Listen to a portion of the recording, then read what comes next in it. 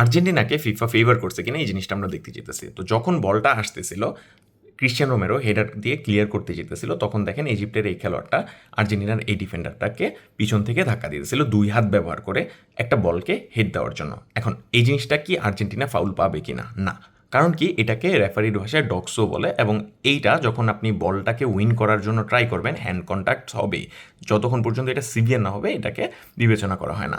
এখন এই ব্যাপারটা আমরা বাদ দিলাম, যে এই স্ট্রং দেখেন 2 হাত দিয়ে ওকে ধাক্কা দিতেছে, এটা মোটামুটি আমরা এই জিনিসটা বাদ দিয়ে আমরা আসল ঘটনায় আসি। এই জায়গায় দেখেন ম্যাকেলিস্টার তার হাতে জাস্ট একটা টাচ করছিল, এই দেখেন দেখেন জাস্ট একটা টাচ করছে, ততক্ষণে বলটাকে হেড কইরা ফেলছে, হেড কইরা এই জায়গায় আছে। এখন ব্যাপারটা এই জায়গায় তাকে এই গেমের সম্পূর্ণরূপে বাইরে বিবেচনা করা হবে। যারা আপনারা ফুটবল খেলেন বা দেখেন রেগুলার, আপনারা জিনিসটা জানেন যে এই খেলোয়াড়টার কোনো ধরনের কোনো কিছু কনসিডারেশন তখনই করা হয় যখন সে এই গেমের মধ্যে থাকবে, যখন এই ডক্সর কাছাকাছি থাকবে। এক তো সে ডক্সর বাইরে, মোটামুটি তার ফাউল কোনো ধরনের বিবেচনাই করবে না যদি ফাউল হয়ে থাকে। দ্বিতীয়ত আমরা এই জায়গায় অলরেডি এটা পেনাল্টি যে না, এটা যে কোনো ধরনের ফাউল না, এটা প্রমাণ হয়ে গেছে, কারণ এই এতটুকু জায়গার মধ্যে উল্টা এই জায়গা থেকে পিছন থেকে হাত দিয়ে ধরে রাখছিল ইজিপ্টের প্লেয়ার। হাওয়েভার আমরা এই জায়গায় আসি, দেখেন সে কি করছিল, সে যখন বলটাকে হাতটা একটু টাচ করছে, এই দেখেন ম্যাকেলিস্টার সাথে সাথে ছেড়ে দিছে।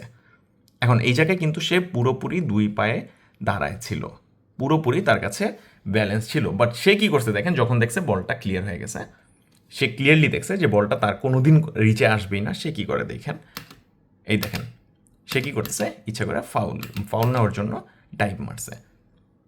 হি was never gonna touch this ball. So এইটাকে ডিরেক্টলি রেফারি ক্লিয়ারলি এই জিনিসটা বলছে, যেটা একটা কি কি এটা ডিস্টেন্ট কোন একটা ঘটনা, এটা ডক্সোর মধ্যে পড়ে নাই, সো এটা পেনাল্টি কোনোভাবেই না।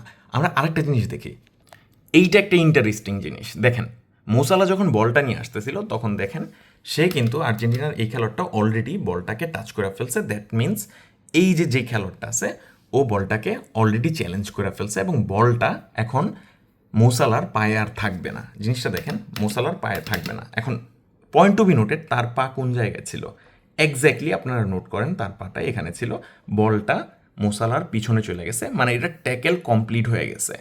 ঠিক আছে, এখন মোসালা যদি বলটার পিছনে থাকতো, বলটার কন্ট্রোলে থাকতো, তখন তার সাথে তার পায়ের কন্টাক্ট হিসাব করা হবে। বাট এই জায়গায় যদি দেখেন বল তার পিছনে, সে ক্লিয়ারলি দেখছে কি হয়েছে, মোসালা জানেও না যে বলটার কি হইতেছে।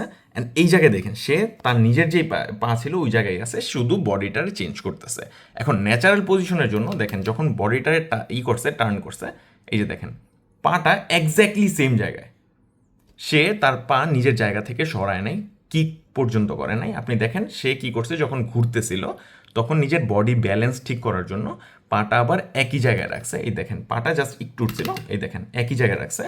এমনও না যে সে কাউকে কিক করছে বা বলটাকেও ধরতে গেছে, নিজের জায়গায় রাখছে। মোসালা উইদাউট দ্য বল আইসা তার পায়ে কিক করছে। এই জায়গায় আপনি যদি ফাউলের কথা চিন্তা করেন, ফাউল পাওয়ার কথা আর্জেন্টিনার, আর্জেন্টিনার এই জায়গায় কোনো ধরনের ভুল দেখতেছি না। দেখেন যখন আবার বলটাকে নিছে, সে কী করছে, বলটার পাটাকে এইভাবে ঘুরে নিয়ে গেছে, বডিটাকে যখন ঘুরাইতেছিল এক্স্যাক্টলি নিচে থেকে নিয়ে গেছে, এমনও করে নাই যে এই দিক থেকে ডিরেক্টলি পায়ে কিক করছে। সো এইটাকে আপনি যদি বলেন যে পেনাল্টি বা কোনো ধরনের কিছু, আই ডোন্ট নো আপনি কোন ধরনের ফুটবল দেখেন। সো হাউ এভার আমি দুইটা টক অ্যাবাউট সিচুয়েশন ছিল, ওই দুইটা জিনিসই ব্যাখ্যা করে দিলাম।